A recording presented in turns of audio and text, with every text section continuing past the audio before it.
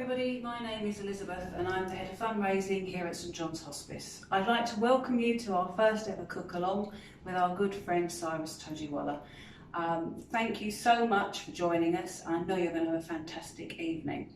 Along with Cyrus, who's kindly donated his time for free, I'd like to thank our friends at Winkworths who've also supported this event. So during the evening you're going to hear about the work of the hospice, and if that inspires you to make a donation, we've made that very easy. If you would like to donate £20, then please text 20 SJH to 700 85. Or if you'd like to donate £10, then that's 10 SJH to 700 85.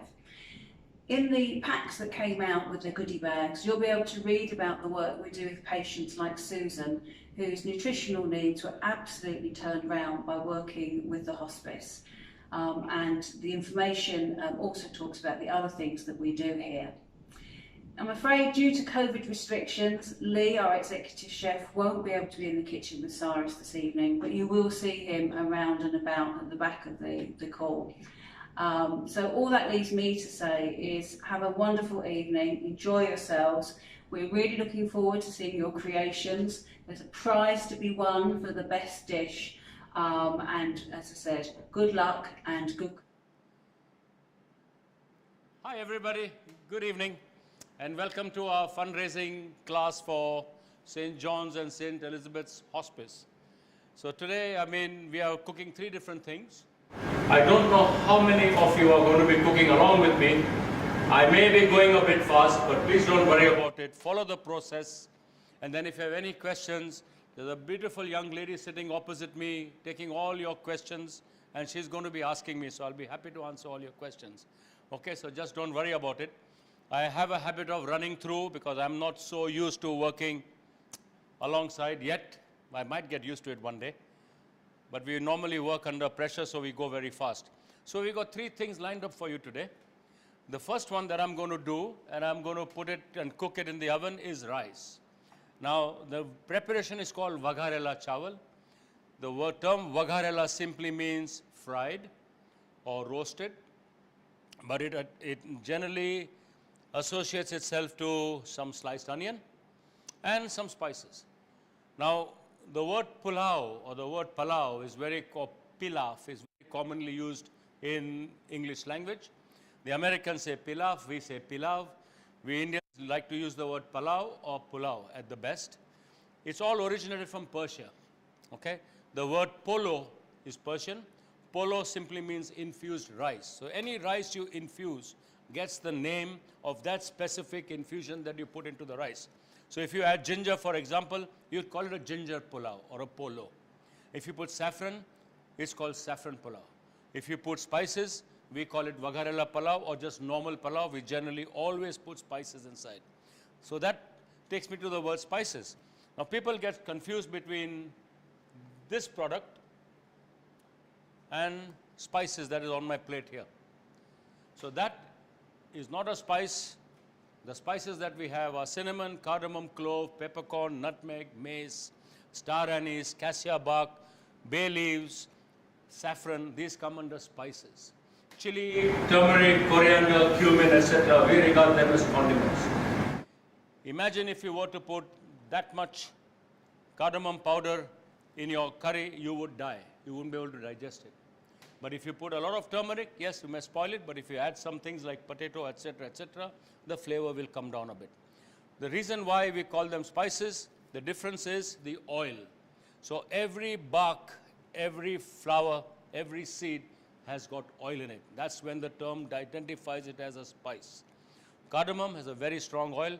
Cloves, for those of you who've been to the dentist 25, 30 years ago and got put a swab full of clove oil in your mouth to numb the pain inside, you know that's an oil.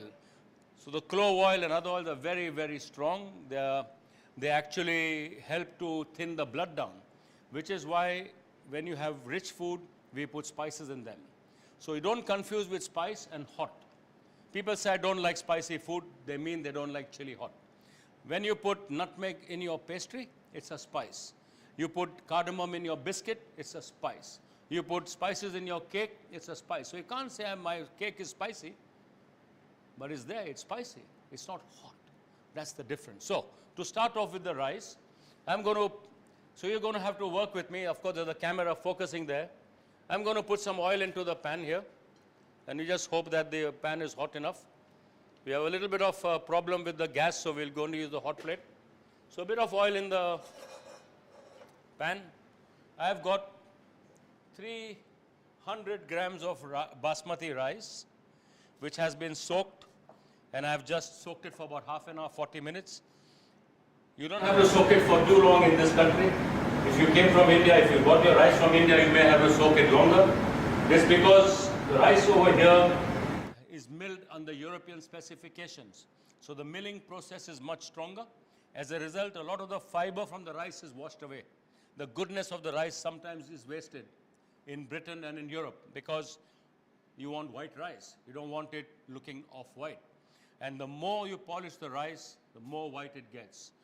Basmati rice is brown in color, naturally brown in color. You can buy brown basmati rice. Tilda do it. There you can get it in the supermarket. That's more wholesome. That's more full of grain. It's more full of fiber. It's much healthier, nutritious for you. It takes longer to cook. That's about it. So because the rice is overly polished, if you soak it too long, the grains break up. So when you cook rice, you sometimes get it stodgy. You might find that it's broken up. It's not looking nice. It's not entirely your fault. So what I have done is I've devised a very simple method of cooking rice, which is almost fail-safe, okay? And I can tell you it's fail-safe because I'm married to a woman that's constantly critical of me. And it's the only thing she says I've got it right because even she now follows my recipe, okay? So, sorry, there may be women watching, so I'm not saying that. So I've got on my plate 4 cardamom pods. You may only need 2 or 3. I've just taken 4. Always crack your cardamom pod. Okay, open the bottom up. The reason for that, it's a very sealed pot. As it hits the oil and gets heat, it will expand and blow up. When it blows up, it's quite painful if your face is nearby. Okay, but by cracking it, what you do is you enhance the process. Now, what you want from the spice, when this comes in your plate, you're not going to eat it. When the cardamom comes in the plate, you're going to put it to the side. So will you for the cloves. The whole purpose of putting them in is to extract the oil from them. The only way you can extract the oil and to infuse the oil into your food is by heating them to release the oils that are trapped inside. So when you fry them, the oil from the pan enters the spice, dilutes the oil, puts it back into the pan. As a result, now you get an infusion of flavors. Okay? Cumin is not a spice, though it is regarded as a spice. And if my publisher is listening to me, she won't want to slap me again because she made sure that I didn't write that in the book. But cumin has very, very little oil in it. And as a result, the cumin seeds burn instantly. So you've got to be very careful. So first, in the oil, the cardamom, the clove, the nutmeg, the cinnamon, and the bay leaf, okay? Now, so if this camera is focusing on the spices now, I'll show you what happens so you can understand what I mean. And there'll be a little change over here. So, as we go close, you will see the clove changing color. Not only does the clove change color, the clove starts to expand, okay? So let me show you another something here. Chef, can you pass me the cloves from there, please? This is something quite important, so I will show you what I mean. So I'll take a clove, a raw clove on my palm here, and I'll put a, please don't put your hands into hot oil, okay? Our hands are made of asbestos. You can see this clove here? Can you see that? Can the camera focus on that? Yeah? So this one is expanded now, if you see what I mean, and this one is still hard. This one now, if I pick it up and I press it, it crumbles in my hand, okay? So now that is ready to accept the cumin seeds, and then the cumin seeds will burn almost instantaneously. So we got to be very careful, but we need them for the flavor and the aroma, okay? They crackle, they change color straight away. And if you've got your sliced onions ready, as soon as the cumin changes color, add your sliced onions in. Okay, that should be more than enough for the amount of rice we have got. Now, when you're cooking a rice with onions, there are 2-3 ways to look at it. One of them is that you can color your onions really deep and the rice becomes lovely brown in color. That's the traditional rice that we cook with dhan sak. If you heard the name dhan sak, that's what the rice is made of, except that we put black cardamom and star anise in the rice as well, because it has to be star anise flavored. That's the difference in that rice. But if you caramelize this onion, the rice will become brown in color. We are just going to cook them till they become nice and soft. In the pan here, I've got roughly 600 ml of water. I think it's reduced a bit, so I'm going to add a bit more water. Sorry, I'm going to trouble the kitchen. Chef, can you just measure the water for me, please? I think it's reduced a bit. It's just 600 ml. So, if you got 300 grams of rice, 600 ml of water. You have 250 grams of rice. You need 500 ml of water. It normally works 1:2, except when you cook brown basmati rice, you will need a bit more. The other thing we are not going to do today is we are going to cook it on the top of the stove. We are going to cook it in the oven. The reason for that, I will explain when I put it in the oven, so you get to understand why it's very important for us to cook the rice in the oven. Okay? So, that's 600 ml of water here I've got. That's 600 ml, chef, totally? Yeah. Okay, I'll let that saute for a minute. As you can see, I've drained the water out of the rice. That's done. We'll just need some salt, and that's it. And the next item I'm going to do is going to be, we're just going to make the mixture and then I'll fry it last. It's what we call a vada, actually, but we call it a fritter. A vada is a fritter. Vadas can be any kind. There could be hundreds of different kinds of vadas or fritters.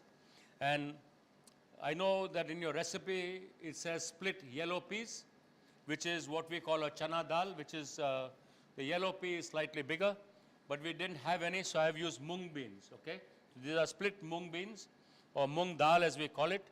It's not a problem. Mung dal, there are three kinds of lentils you could use. One is split yellow peas, one is mung dal, and one is the pink lentil. All of them soak and become soft rather quickly. Okay, so they're great for things like this. But you could add whole chickpeas. You could open a can of chickpeas and add to this if you like. It's just that you need this protein to bind it together, so you get a lovely fritter at the end of it. Okay, so here's my onion looking a little bit pale now. I'm going to give it another minute, just so it gets a little bit softer. Okay, and I'll explain this process to you. What we have today is I'm going to cheat. Okay, I'm going to cheat, and I'm not going to sit and chop all of this because I've got this lovely kale, and I'm going to put it into my food processor there because the chef gave me a food processor. It makes life easy. We got some potatoes. We have some veg cheese or paneer. We have spinach, chopped spinach there. We have some fresh mint. Of course, chickpea flour to mix it up later. Red onions, very, very important for this particular kind of vada or fritter. The reason being, this is from South India. I know it's a different recipe that I've put together, but normally it's a South Indian preparation known as chira vada. And housewives make that vada and then they steep it in curry. So it's lovely when it's fried and then it goes back into curry. So my onions are ready. If you can focus into the bowl. And I've got 600 ml of water there, which I'm going to pour inside. So we pour your water in there and let it boil. Okay? Shut up. We let the water boil. We're going to put a bit of salt in the water so it's nicely seasoned. Okay? And once the water comes to the boil, then only shall we add the rice to the water. When the water starts to absorb the rice, we are going to put it in the oven. I know all of you will have an oven like this in your house. It's very nice. It's only cost 15,000 pounds if you want to invest in one of those. But your domestic oven is just as good. Okay? These are very sophisticated ovens. They do different functions for the kitchen. But unfortunately, we don't have another small oven in a kitchen like ours. So we need to have this here. But between 130 and 140 degrees is fine in your kitchen. 130 is good if you want to take your rice a little bit longer to cook.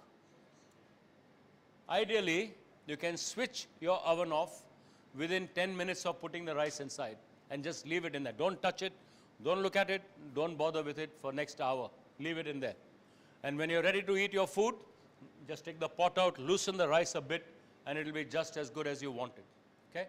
But please make sure that you understand about keeping rice at home, which is extremely important. People make the mistake of eating rice which has not been properly cooled down, and then they get a deli belly, and then they blame the restaurant that they went to, or they blame something else that they had. But rice is very critical because rice is starch. Starch is sugar. Sugar, bacteria. It loves bacteria. Bacteria will attack your rice. So after you finish eating and you got a small bowl left, keep it open for a while, put it in the fridge open till it cools down completely, check the temperature, and then cover it. When you cover warm rice and you see the vapor on the lid, that's where bacteria starts to grow. Okay? Someone's asking if we should cover the rice. Cover the rice when it's hot or cold? Both. So when I'm cooking, I'm covering it. Okay? But when you're cooling down, you cover the rice after it's cooled down completely in your refrigerator. If it's not cold, please don't cover it. Because if it gets vapor at the bottom, it collects bacteria. Another thing I'll tell you, rice doesn't smell like meat or fish or prawns. It doesn't smell. It takes at least 2 or 3 days to really stink, but it goes off much sooner if you don't take care of it. It talks to you. So you know when it's talking to you, you know it's spoiled. Okay? When I'm talking to you, you take your bowl of old rice, you point it directly under a light. If you see the grains glistening, chuck it out. Don't bother heating it up. When you reheat your rice at home, you make sure it is very, very hot and you can start eating. It's very safe. Just take the precautions. That's all there is to it. Make sure you take the precautions because that's what we want. We don't want people falling sick. Okay? That water is taking a bit of time to boil, so I'm going to come on to this and we will start to put the stuff in this machine here. Okay? So I've got my mung beans. My mung beans. They are my mung beans. Sorry. So I'm going to put some mung beans inside. So if you have a food processor at home, you know you've done it. It's easy. With the food processor, problem solved. Otherwise, you just sit and chop all the ingredients yourself and put them in. So that was the mung beans. I'm going to put some kale inside. Okay? So some kale gets stuffed inside. That should be enough. We got some spinach leaves there. Okay? Kale has become all the rage now, but it's excellent. It's such a good vegetable to have. Few mint leaves, okay, just for flavor. Few mint leaves in there. I love mint, so you can add more if you like. And red onion, okay. Red onion in there.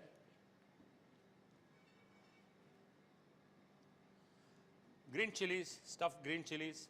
Oh, sorry. Chopped green chilies, not stuffed green chilies. Brains aren't functional today. And some cumin powder. Okay. And I've given you a recipe. In the recipe is a powder. That's a little masala we call jeera one. It's made with cumin. But it's got cumin and it's got coriander seeds. It's got red chili in it. It's got fennel in it. It's just packed with flavor. You can make this and keep it. Because your little grinder may take more than what you need for recipe, make it, put it in a jar, seal it, keep it in your fridge. All spices keep in the freezer if you have space in the freezer, or in the chiller tray in your fridge at home. They will last you way past their sell-by date. You keep them outside, they start to deteriorate. You freeze your spices, they never get spoiled. Okay, because you're trapping the oils and you're trapping all the flavors inside. So in goes some of that.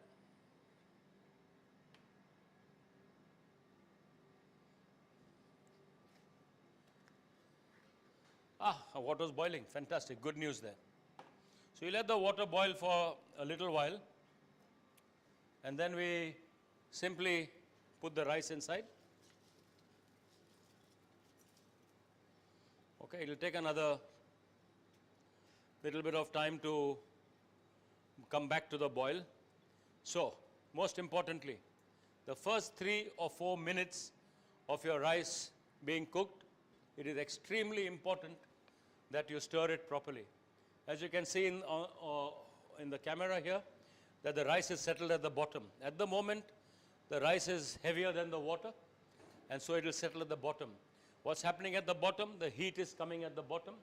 Because the heat is coming at the bottom, the rice is going to stick to the bottom of the pan. And you don't want it to stick to the bottom of the pan. So you make sure that every little while, you just agitate it till the water comes back to the boil, and the rice is agitated and it starts to absorb the water in. Okay, so we'll wait for that. And over here, so I've got some curry leaves on the pan here, which are going into the blender. Curry leaves are fantastic. They are full of flavor. They are just amazing. And you can buy them from one of the biggest online retailers. I won't give you the name, but you can buy them now from their online retailer. It comes in very good shape, so it's really excellent.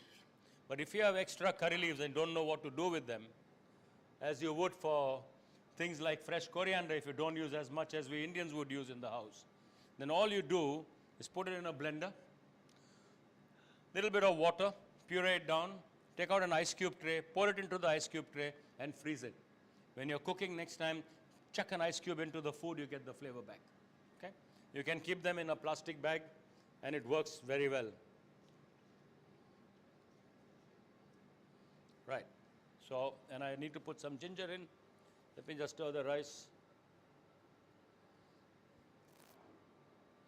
Now, you will be surprised that people think that you need 100 grams of rice per person. You really don't. You need much less than that sometimes if you cook it properly. Okay? If you cook it properly. So I'm just going to chop up some ginger for that. So just chop it up and then add it to the machine.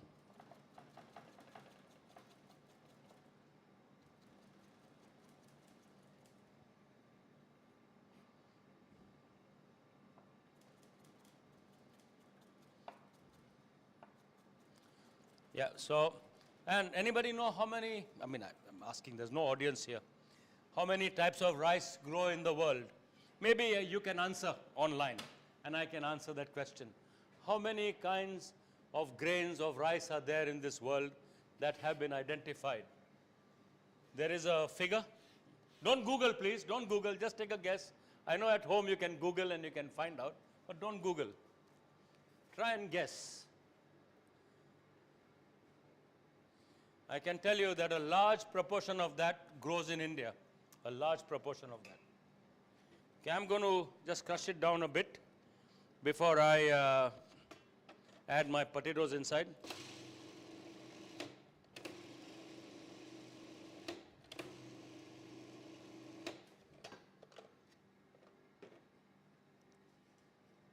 Anybody?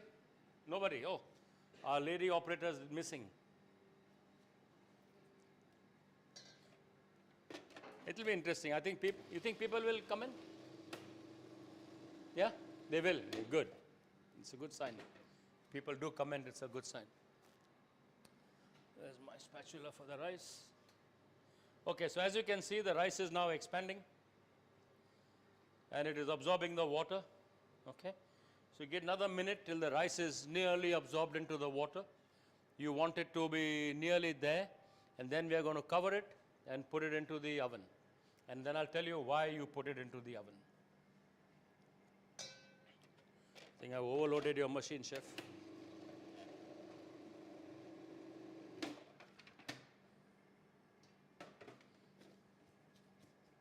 Sorry. Someone says 45. Sorry? 45? 4 to 5. I'm very pleased somebody is responding. I'm very pleased somebody is responding. Or 102. Oh, why the 2? 102. 102, but why the 2? 102. You know what? Not bad, not bad, not bad. Somebody's coming closer. Yep. That's a good sign. People are responding. Shall I answer? Or shall we wait? Okay, so on record, there are 40,000 different grains of rice that exist in the world. 40,000 have been identified. There is, and known fact that nearly 100,000 varieties of rice did exist. And because of modernization and the need for cultivating at a different level, it's now 40,000 different kinds of rice that exist. And of which India grows nearly 10,000 varieties now. It used to grow much more, but 10,000 varieties that are now more hybrid or this or that or whatever. Basmati is just a tiny fraction. We Indians don't eat basmati all the time. Basmati is kept for celebrations. It's kept for occasions. There's another secret about rice, I'll tell you. Okay, so as you can you see? Can they see this? Can they see? Yeah, okay. So as you can see now, the rice is more or less absorbed in there. I'm going to now, not this one. Is it that one? It is that one. And we are going to put it into the oven. So, Cyrus, can you just repeat what's in there with the rice? oh, the rice. I mean, this, nothing in the rice except the spices. Except the spices, the cumin seeds that you can see, and you can see the water bubbling on the sides. Can you see that? Yeah, can people see? Is that okay? Happy with that answer? Happy? Just what was inside? Sorry? What was inside? So we put the cinnamon, the cloves, the cardamom, and the cumin seeds, and after that we added the onions. We sauteed the onions, and then we added the water. So give or take, I would say, let it buzz at 15 minutes, and then we'll turn the oven off. Okay? We'll turn the oven off. The heat inside will cook the rice, the latent heat will cook the rice. And that's it, really, that'll be done. So I'm going to take this out, put it into a bowl so you can all see what's coming. We'll add the potatoes and the veggies to it. Someone's asking if you add salt to the rice. I did add salt to the rice. I did. I think salt is very essential. People are very scared of salt because of all the things around it, but don't eat too much of it, but do eat salt.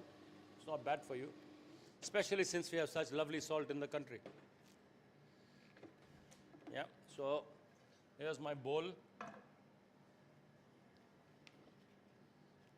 And if you have your food processor, you'll get the same results as I've got here. Okay.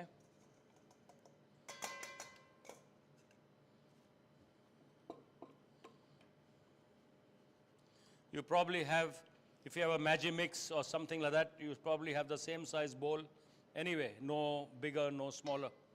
So it's not that this is anything very unusual. It's just that this is an industrial machine and it's built for more robust uses. So here's some boiled potatoes I've got. Okay, I'm going to chuck them inside. I hope it doesn't turn too starchy. We hope, fingers crossed. And we got some veg cheese, what we Indians call paneer. So paneer is nothing but veg cheese which has been squeezed out. So what they do is they put a lot of pressure on the cheese and get it completely moisture free. As a result, that cheese does not mature. It only lasts for a few days if it's open, and you don't enjoy it if you eat it just like that. Because there is in India there was never a tradition of maturing cheeses simply because of the temperature and everything else that did not exist. So it's just basically crushed, as you can see. There's nothing finer than that. And I'm going to just add it to this here. Okay, so we'll add that in.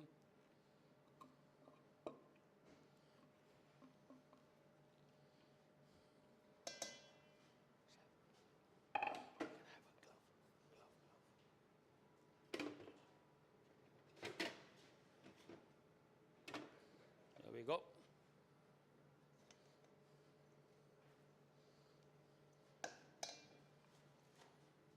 Thank you.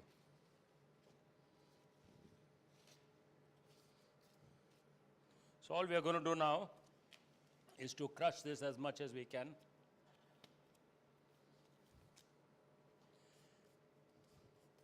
And it is best to use your hands if you can.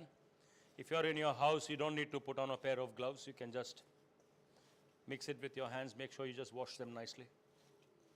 Okay. And now, in this, there's one more thing we could do. Of course, we're going to add chickpea flour to it. But you could actually add some mung without crushing. Okay. It's just to tell you that it's all possible. And because the mung is nice and soft, the mung will cook beautifully. Since you cannot taste the food, you will not know that I'm telling lies. There are some people here that are going to definitely taste the food today. So I'm going to mix it all in. Okay. Any more questions? No? You happy? Yeah? Good. So people are happy, that means. That's nice. So chickpea flour, no gluten, of course. So chickpea flour is great. You can use it if you have a celiac problem, but chickpea flour gives off too much of its own flavor. So you may want to use a rice flour instead, or a lentil flour. If you walk into an Asian shop, look for a thing called papad flour. So papad or papadam, we normally say papad. In South India, they use the word papadam. In Britain, everybody uses the term papadam. But as Indians go, we don't use the term papadam. We mostly say papad. And if you go into an Indian shop, you'll get this packet of flour known as papad flour. It says, and that is made with white lentil. So it's white lentil because it's black, little black beans, and they are skinned, so it becomes white inside. And that is the flour used. So that's very, very healthy, of course, because it's high protein, no gluten. And that actually has no taste that adds itself into your food. So you do use that. Use rice flour, very easily available. There's so many other flours you can buy. Actually, everybody should log on to a website called Hodmedod, Hodmedod. Okay? I know he's a friend of mine, but he is one man who's growing all the great beans and pulses in this country now, mostly organic, but 99% friendly farmed. So they use minimum fertilizers and minimum pesticides. And the beans are just fabulous.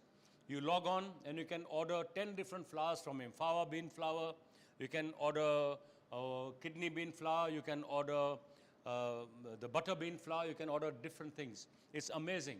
So it's British, you don't even have to buy anything. Tell me. Sorry, someone said they didn't boil the potatoes. Should they just boil them now and then add to Oh, they are cooking now? Yeah, they can boil the potatoes and keep them.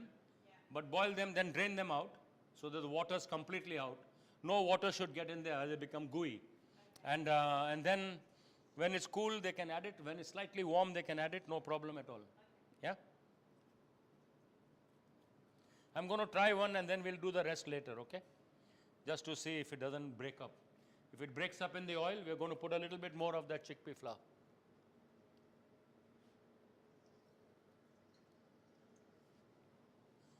But it's good to taste. So we'll take a small piece, we'll taste it, and then we shall...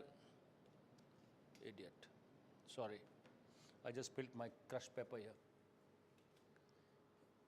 Yeah. One sip of tea. Sorry, folks.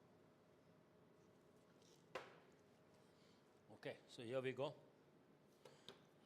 We'll just tidy up a little bit. And yeah, actually for something like this, you want a floury potato, like a Maris Piper, or even the new Rudolph potato, which is coming in from Wales. Beautiful potato. It's multi-purpose. Ah, perfect. So we'll be okay. Let's start with the chickpeas. Just put the pot to heat up. We'll taste that and we shall be ready. How's it going so far? Everybody happy? Is the audience happy? Anybody any problems? Anybody any comments? I can stall for a minute. Please ask questions.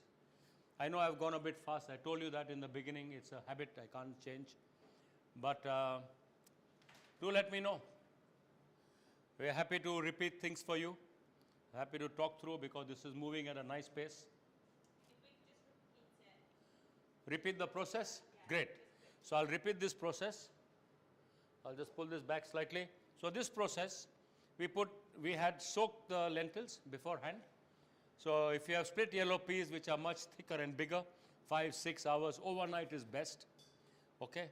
Keep them soaked and you drain the water out. We had kale, we had spinach, we had red onion, we had some ginger which we chopped and added, chili, green chili, fresh coriander, and cumin powder, and you can add whole cumin seeds if you have a food processor.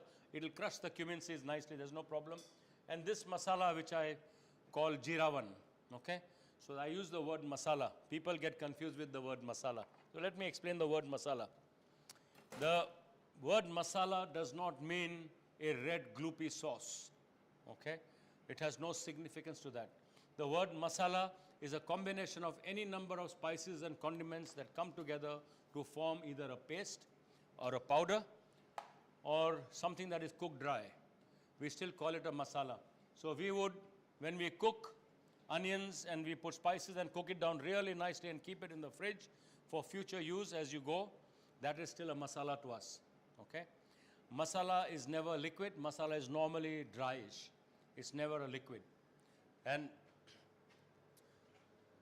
somehow some terminology is twisted over here, but that's the way it is, okay? I'm just going to give another half a second there. And then I'll, is that okay? Anybody else wants more explanation on that? So if you don't have a food processor, chop it fine. Go over it with your knife till it becomes really, really fine. Add it into the bowl. Put your pulses inside. Put the potato and the whey cheese. If you don't find paneer, use feta. You can squeeze it out, use feta, use halloumi. These are the kind of cheeses you can use, but the cheeses are strong. Paneer is very bland, so it doesn't have a flavor. Someone's asking they haven't soaked their split yellow peas. Is that a problem? They won't be able to work it because it will be a problem. Okay. But if they have mung beans at home like I have, mung beans will soften much faster. And if they, yeah, it will be a problem.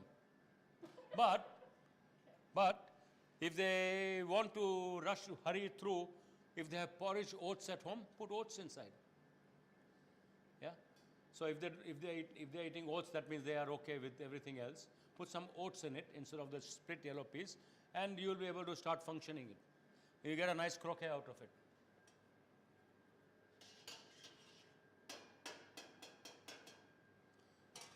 So just to show you folks, it's just been fried, so it's hot. Okay, I won't let you pick it up like that, but you crack it open and you check. See, it's not gloopy. Where am I? Can you focus? Yeah, so it's not gloopy and it's nice and dry, it's nice and spongy, and so it's cooked through nicely. Okay, and even if I may say so, it's good. All the seasoning has worked. I'll just put a little bit more salt in it. But this is what you want out of it. Full of flavor, packed with flavor. And you got all the nutrients in there. And please remember, look at my fingers, no oil, no grease, okay? Because of the way it is fried. People are afraid of eating fried food because it's greasy, but that's because your temperature is not right. You haven't got the right product in your oil, and so you get oily food, okay? You still need to drain it out on kitchen towel. So I've got kitchen towel in my tray there. I will drain it out, but on your fingers, it's not oily. Okay? That's very important. Sorry, I go back there. Good.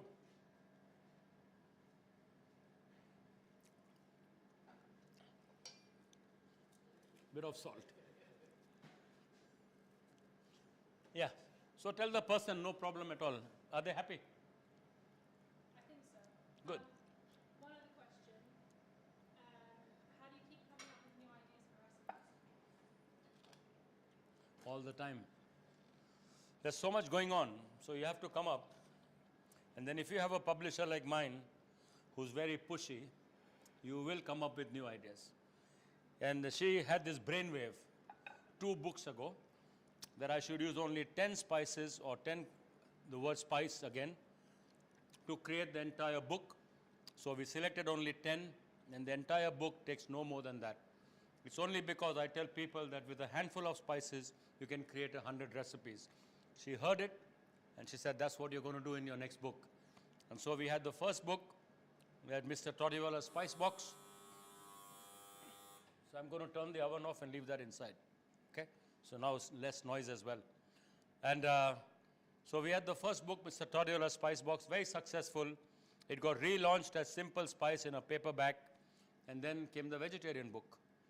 And I hope she doesn't ask me for the next one to also have simple spice in it, because that's going to be quite a challenge. So new ideas, you learn from all the time. The best people to learn from are Indian women, older women. Amazing. And they don't like to teach you. They don't like to show you. And I have to work very hard to convince them to let them some of their family secrets out.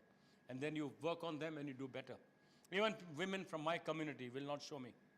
Some of them are very protective. The woman asked if she can use boiled lentils instead. Boiled lentils, yes, she can.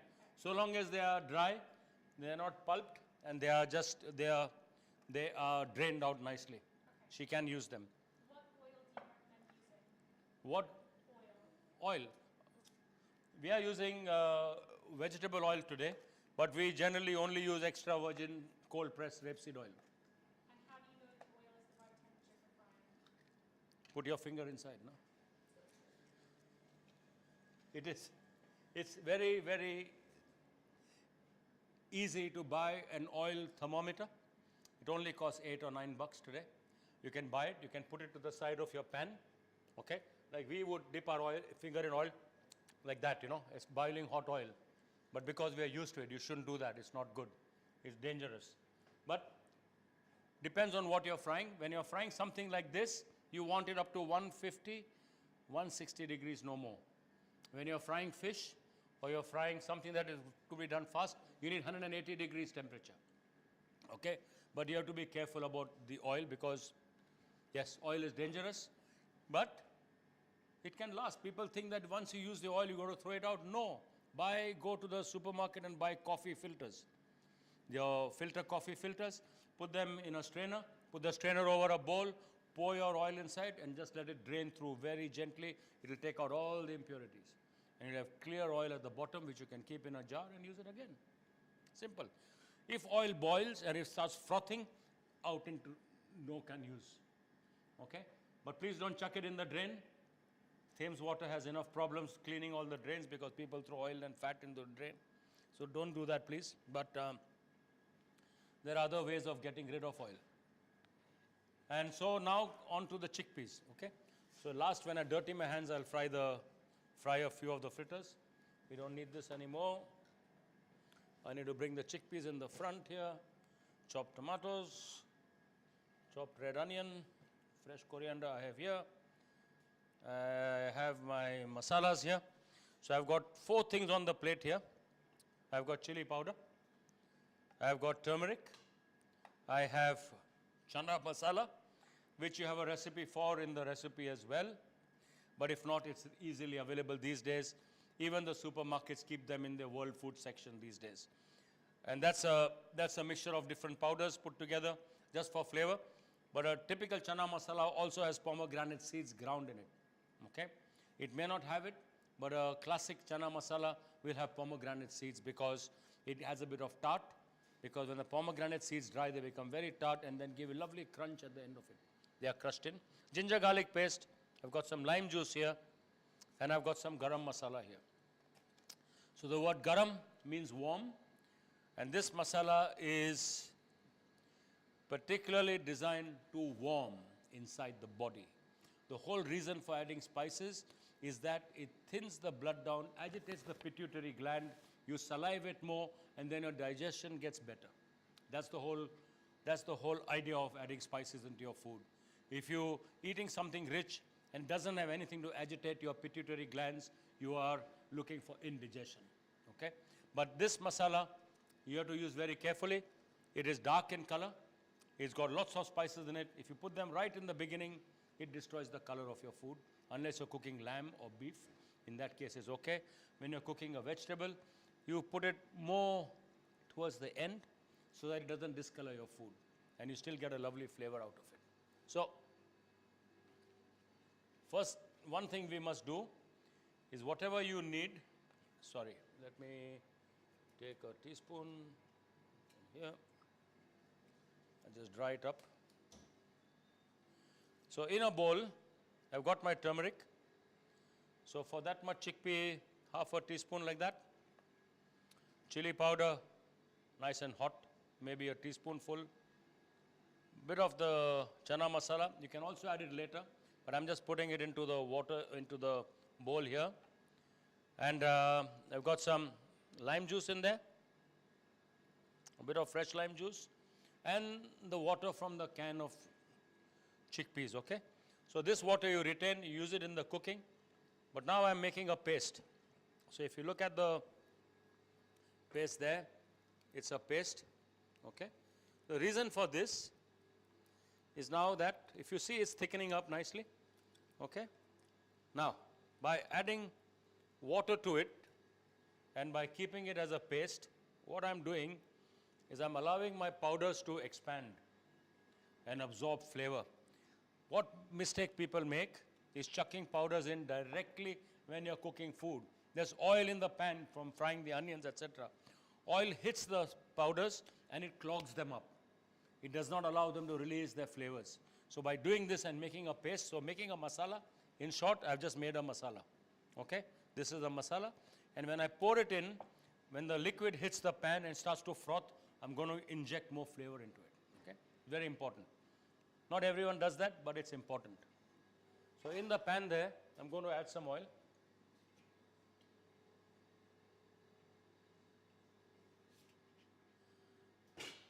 But rapeseed oil, these days, extra virgin, cold pressed, good to buy. You can buy directly from farms as well, or you can buy from your supermarket.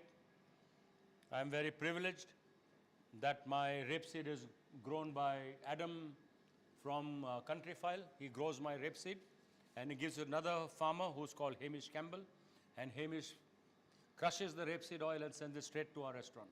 So we get a very special oil coming directly, and the rapeseed is really good because Adam wouldn't do anything to damage the environment, I know for a fact, and I get excellent quality oil in the kitchen. Okay, so we heat the oil up. Unusually in this particular recipe, we are going to fry the... Cyrus, someone was asking if you could quickly repeat the paste. Oh, the paste. Good. I shall repeat the paste. So in the paste are the powders that are going into the cooking, except the garam masala. Okay. So I've got chili powder in there. Ooh-yo! Sorry, that got stuck to my hand. Sorry, folks. Turmeric, the chana masala, bit of lime juice, and the water from the can of chickpeas. Okay. And that's all you need to make that paste. And it's thickening up slowly, so it's getting all its flavor out. And it gets more flavor. Sometimes when you add powder straight in, they become musty. Not just musty, they get clogged with the oil, which is why the paste is so important. And so in the oil first, I'm going to add some ginger garlic paste. Okay? So unlike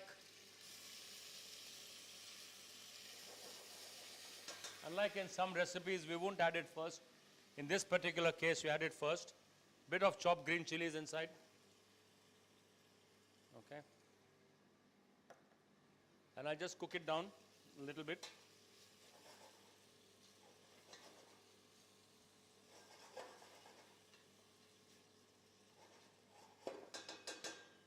Then we need to put the, I'll just keep this aside. I've made a mess over here. I'm very sorry, sir. It's a bit of a mess, but it's not that bad.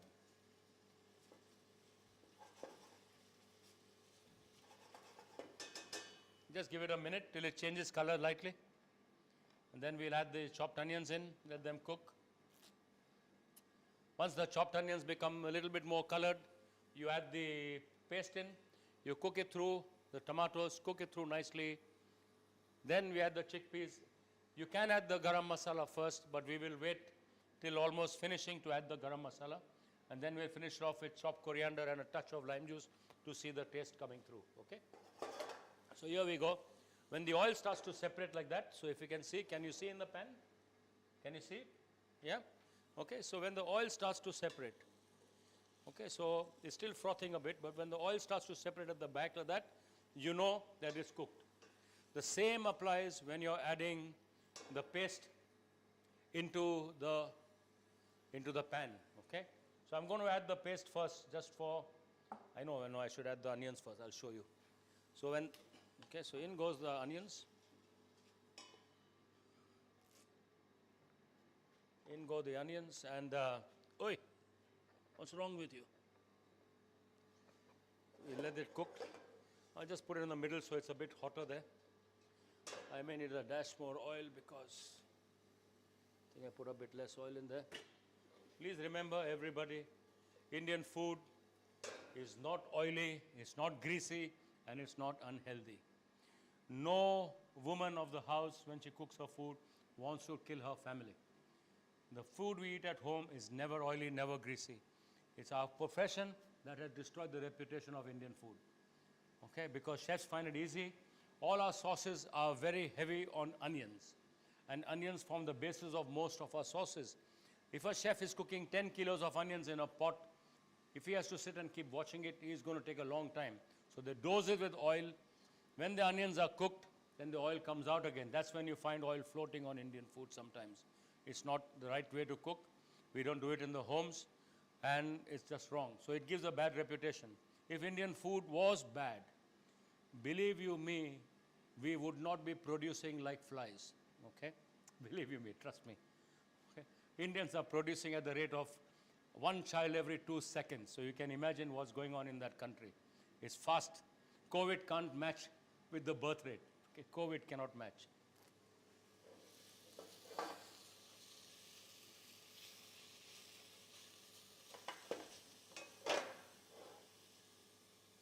Right, we let that saute slowly. I'll keep it on the side. And what I'm going to do is maybe we'll fry up some of the fritters. Chef, will this be as hot here as over there? If I pull it forward, yeah? No, I don't want it very hot. But can I pull it forward? Yeah, okay, fine. Can you still see the pot if it's here? Yeah, good. So I'll just bring this here. We'll bring the tray on the side. And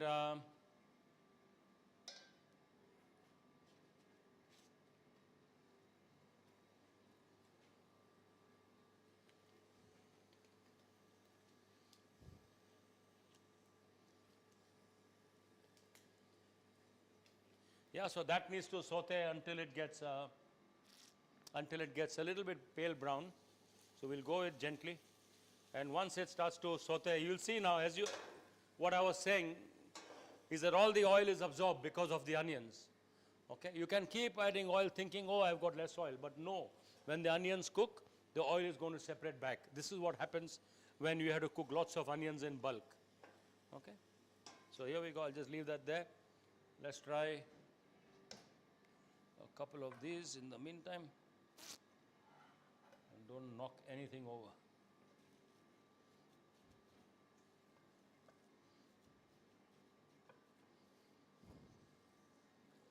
Yeah, it's nice.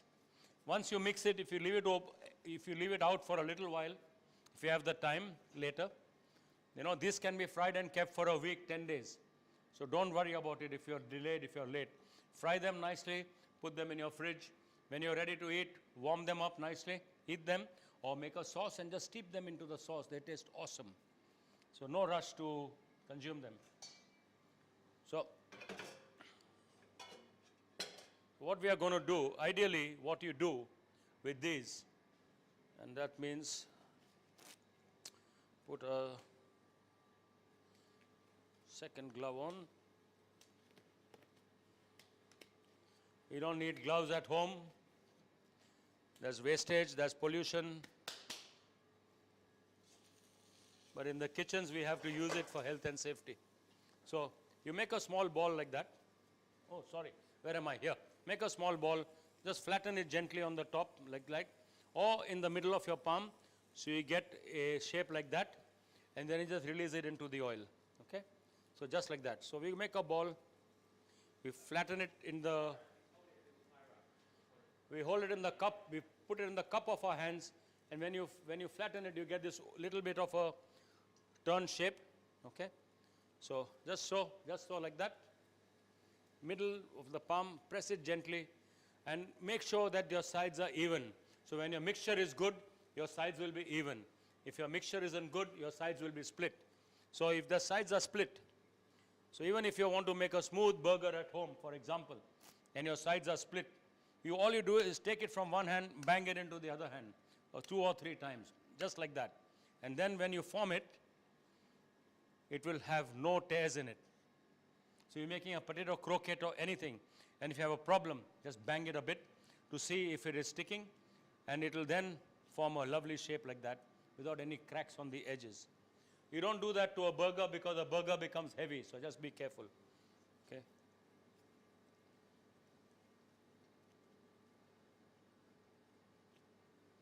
I'm just going to fry a handful so we can progress over there. Onions are coming along just fine.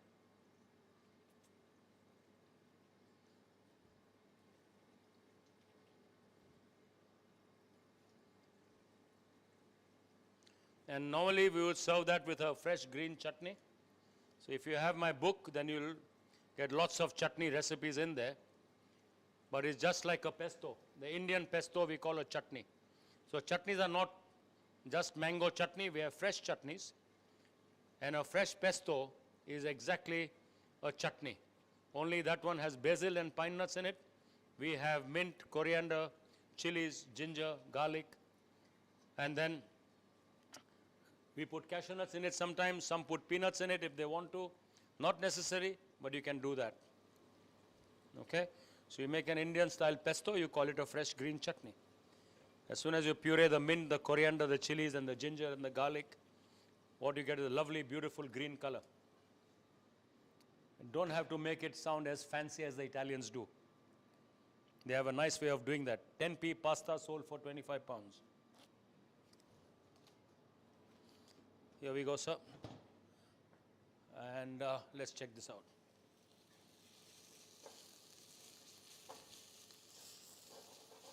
So, if you can see at the bottom of my pan, there's stuff sticking over there.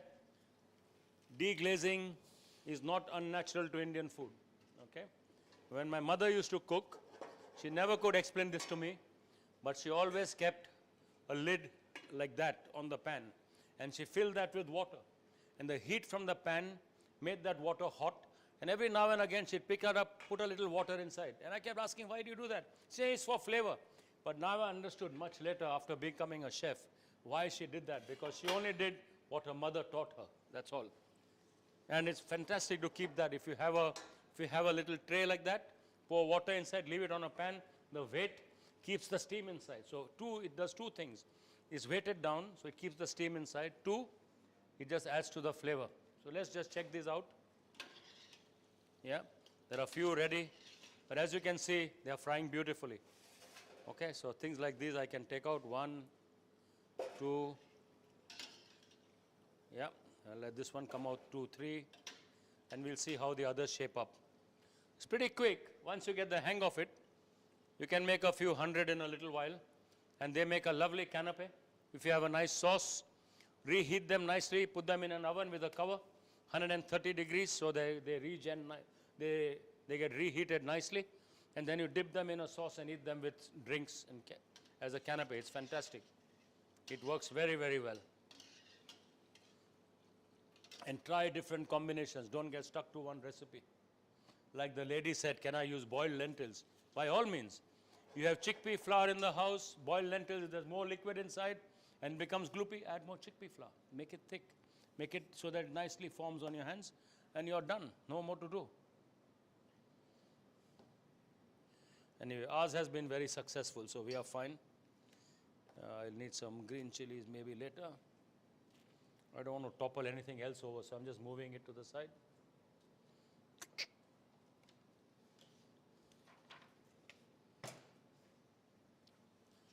Yeah. Just a little bit more time for the onions. They are cooked, but I just want them to color a little bit, okay? Just a little bit of color. It's only because I'm not putting the heat on. If I put in the middle, it will cook much faster. You just move it there and let it cook a bit faster. See, when they come to the surface, you know they are cooked. Okay? So when they float up, they're nearly cooked. Now all you need now is some color. Okay? And see, the oil is not very hot. If you make very hot oil, they'll brown very quickly, but they will not cook inside. So what you want is a texture like that. Okay? Lovely texture like that. Still soft inside, but cooked.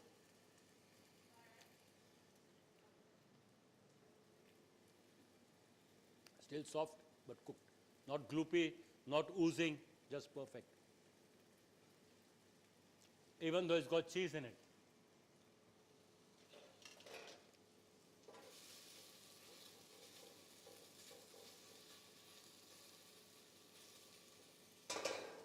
That's it, we're out of time. We should stop cooking now, isn't it? Yeah? Are we out of time? If people still watching? We are out of time. Ladies and gentlemen, thank you very much for watching. No? Oh. Time flies, huh?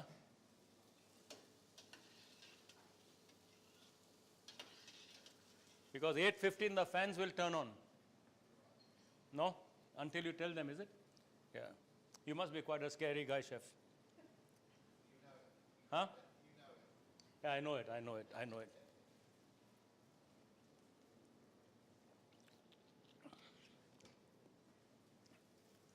Right, come on you. They are done beautifully. Okay. Onions are ready. So I'm going to now add the masala inside, okay? So we add the masala in, like so. Puree it in. Okay. At the same time, I'll just pull this back a bit. I need some water. Can I have a little bit of water, chef, in the cup? Yeah, this one, yeah. Just give me water in that. We'll just dilute it down and put it in.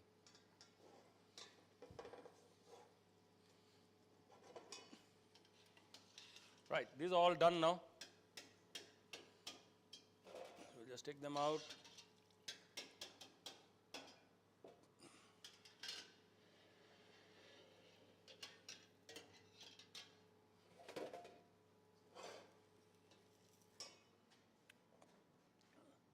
So if you have a little bit of paste left, just a bit of water. Sorry, I could have used the chickpea water. See, stupid. Time's up, you see, brain stopped working. But you can take a bit of water and just pour it in.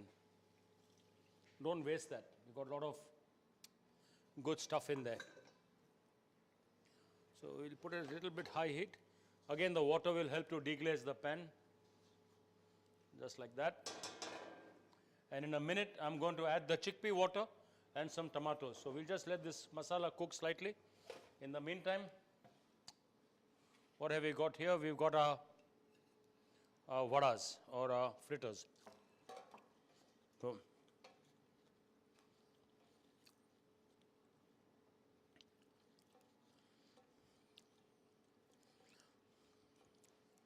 there you go. These are done. And I think they taste good. Chef, you'll cook this up later, right?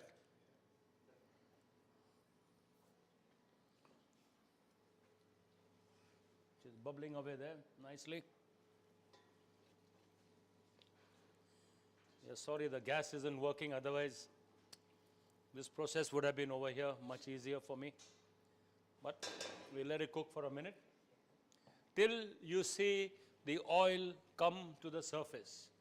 When the oil comes to the surface, you know that the powders are cooked. If it doesn't come to the surface, the chili is going to burn in your throat. All you want when you cook Indian food is the chili must touch your tongue, give it a bit of heat, your lips, but never your throat. It's when chili hits your throat, you know it's not cooked properly. It's just been dolloped in. And that is very unhealthy. It's not nice. Because chili is as good as it is, it can be as dangerous. Did you know, for example, that green chilies have more vitamin C per chili than grapes? I don't think people know that, yeah? Doesn't mean you eat 25 chilies a day to get your shot of vitamin C, okay? But the chili will induce endorphins in your brain. It gives you a certain kind of high. And what it does, it agitates the flow of blood and digestion. But too much chili is no good, because too much chili can be very harmful. It perforates your intestine. People who like too much chili but don't eat the right food with it, they end up having trouble. Okay? We've had a few of our staff who had this problem. So, if you look at the pan now, it's changed color. You can see the oil on the top. Can you see the oil on your screen, sir? Yeah? So you can see the oil on the top, folks. That means my masala is cooked. The reason why it's cooked quickly is because I soaked it in the water. I've already expanded the masala. As a result, I'm getting the rich, lush gravy. Look at that. You're getting a rich, lush gravy here, which you wouldn't get if you just threw the powders in. Okay? So remember, next time when you're cooking at home, even if the recipe does not call for it, my mom would not do it, because she said, what do you know? I've been cooking for more years than you have. And it's just something that I think really works well. It really, really works well. So in goes. That's done. I'm going to add my tomatoes in. Okay, just some tomatoes in. We'll give it 2 minutes till the tomatoes just cook up. Okay, just like that. And with that, go the chickpea liquid. So we'll let it boil up. There we go. On to the side. Okay, so would you like to see if the rice has turned out good? Yeah? Fingers crossed, yeah? When you talk too much, things go flop, flop, flop.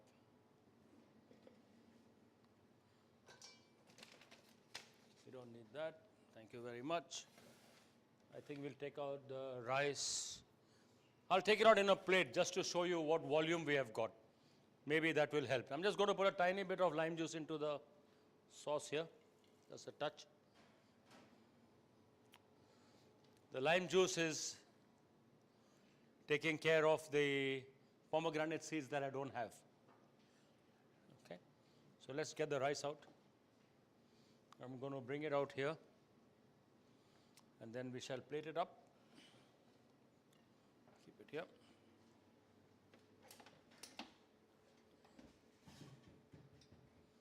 You're not near the kitchen, but I can smell the rice. I can smell it all the way down.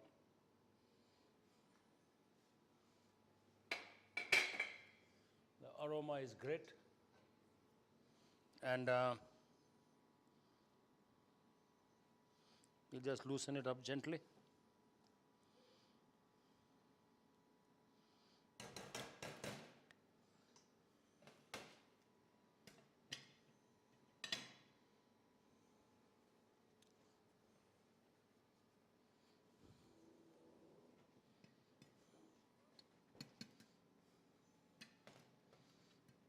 So,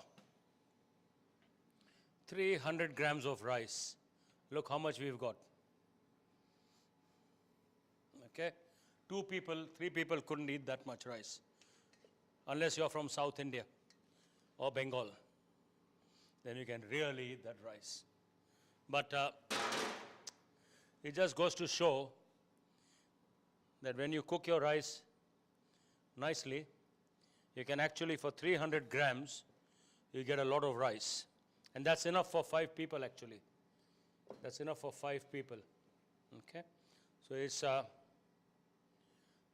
again, rice differs. Basmati rice differ. There are various brands. Some of them are not pure Basmati. So there are 2 kinds of Basmati rice in the world. One grows in Pakistan, which is called Kernel Basmati. One grows in India, known as pure Basmati. There are 2 different varieties of Basmati. The word Basmati means goddess of aroma. Okay, that's the meaning of the word Basmati. It can only come from the Punjab region because it has a DOC, just like champagne has, or cognac has, or Armagnac has. It's got a DOC. Can only come from the Punjab. Punjab means the land of the 5 rivers. And the Indus River, as it comes on, splits into 5 tributaries, and brings beautiful soil and from the Himalayas, and that's where the rice grows best.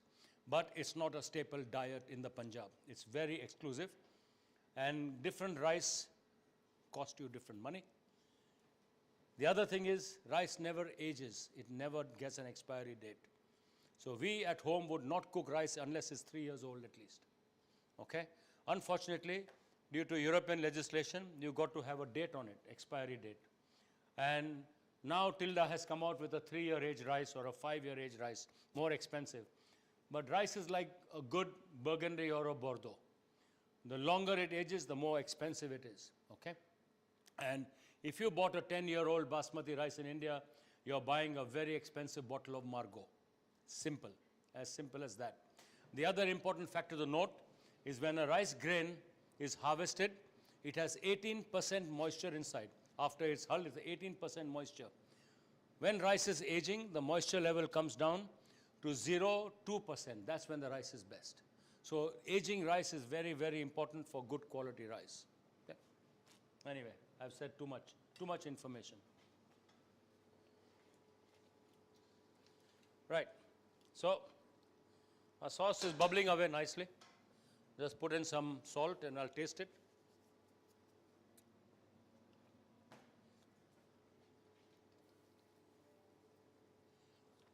Oh wow, it actually tastes good. So a bit of garam masala. And in go the chickpeas. Okay. You could crush them gently, or just let it cook as they are. Okay? Just let it cook as they are. A little bit of sauce is good because if you are eating it with the rice, you need a bit of gravy, but you can always thicken it down and cook it down. And then you get, of course, you get less, but you can do that. And then, just to finish off, we put some MSG into our food. We Indians love our MSG, so we add MSG to everything. You got this glazed look on your face. MSG for me is fresh coriander. Okay. Just in case you're wondering. And please never chop coriander like you would chop parsley, because that doesn't work with coriander. It will bruise like basil. It doesn't like to be repeated on chop.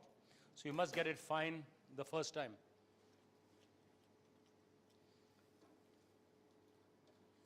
Right. So I'll just give it a boil and we are done. You, my dear sir, we don't need any more.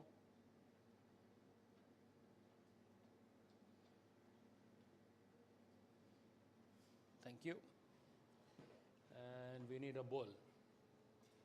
So we'll put it out in that.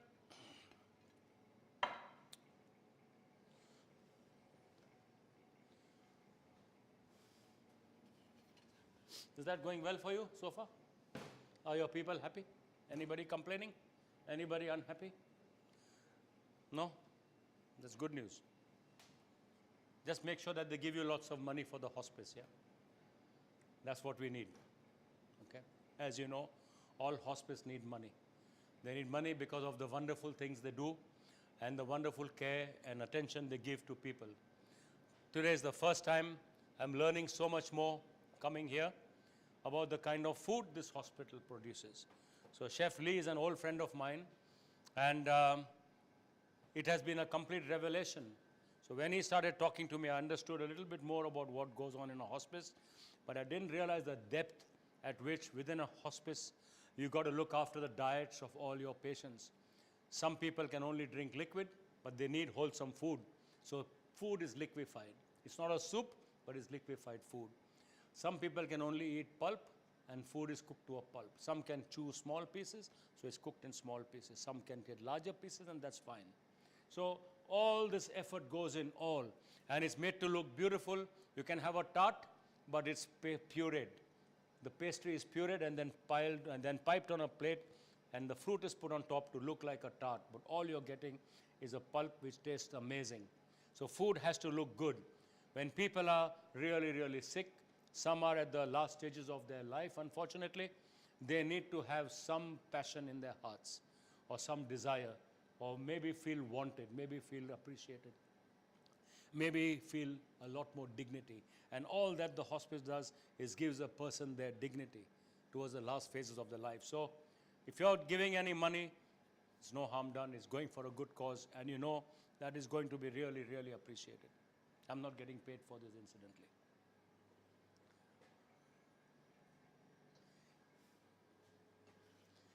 So our chana is ready.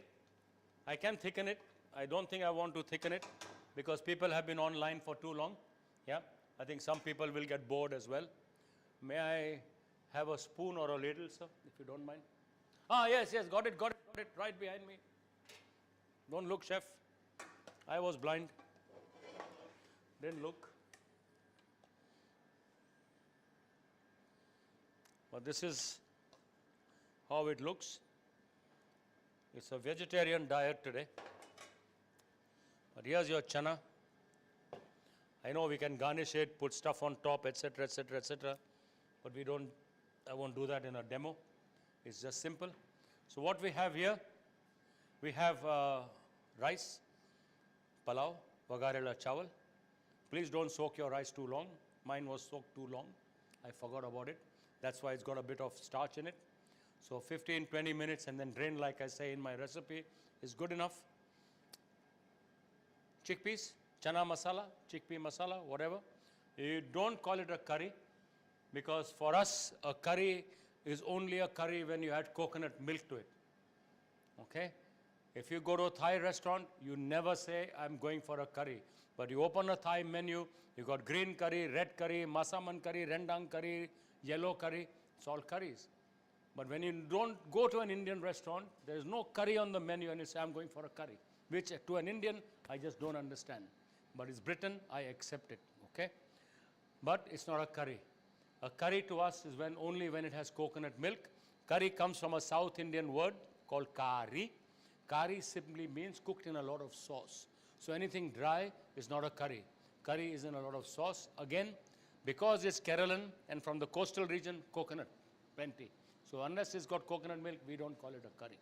So you got chickpeas masala there, and you got this lovely, whatever you want to call them. They are fritters with mung dal or split yellow peas. We call them chira vada or just vadas. Vadas are fritters, and they are just awesome. Everything is good. Enjoy. Thank you very much for watching. Thank you very much for taking part. Thank you so much for signing up to help our hospice. And I hope you have a lovely weekend after this. Thank you all. Bye-bye. All the best.